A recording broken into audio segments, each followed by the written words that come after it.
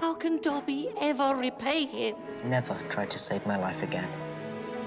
When I got the part, I had no idea that Dobby elicits a sort of degree of loyalty from fans that I'm now very aware of. Stupid elf!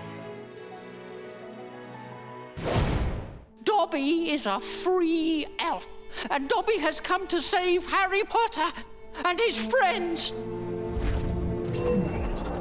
When I read the book, Dobby dying was the most heartbreaking part.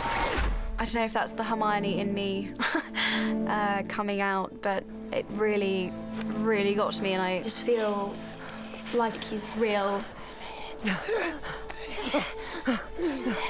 Harry Potter. I'll obviously need a cue to say Harry Potter, the first Harry Potter. It's quite unusual and a measure of how much attention to detail there is in the film that I get taken to wherever they're shooting the Dobby scenes, and I'm made to feel that I own and possess the character in a way that a voiceover artist doesn't always feel. Hermione, help me. Such a beautiful place. To be with friends. When I did it the first time, which is in the second film, it was very much me in a sound studio working with the film that had already been shot and offering up very casual suggestions on how he might move. Whereas this time, my job is to suggest the movement much more as well as speak.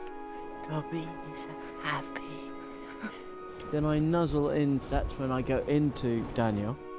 Diane, my collaborator, who is closer to the size of Dobby, so she then gives a scale to what I've suggested and proposed. Dobby, no.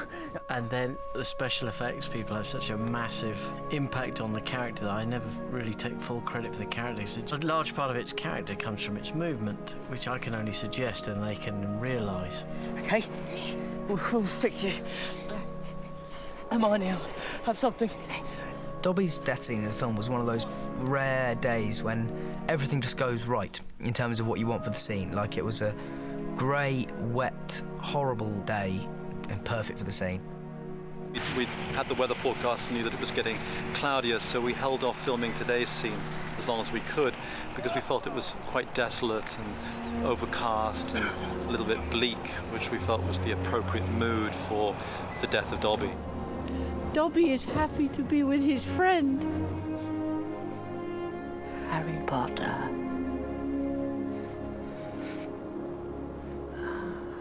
As an actor, you're just grateful for it because it just happens. And the whole emotion of the scene, the fact that we were soaked to our skin and shivering, and everything just made it a day when it was right to film that scene. I want to bury him. Properly. Without magic. Harry wants to invest as much love in Dobby's burial as Dobby showed him throughout his life. And there was something really moving about seeing these three go through this ritual, this timeless ritual of burying somebody. It was almost like they were going through this rites of passage when they had to, with their hands, pull away the sand and the dirt and the earth to make this space for this little creature.